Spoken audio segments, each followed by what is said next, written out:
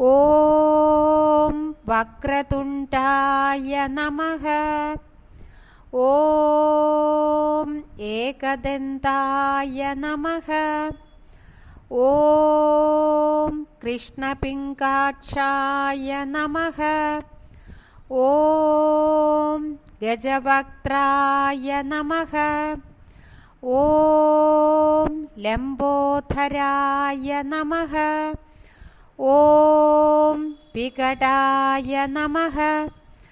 ॐ विघ्नराजाय नमः।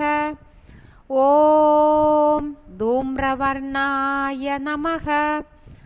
ॐ फालचन्द्राय नमः। ॐ विनायकाय नमः।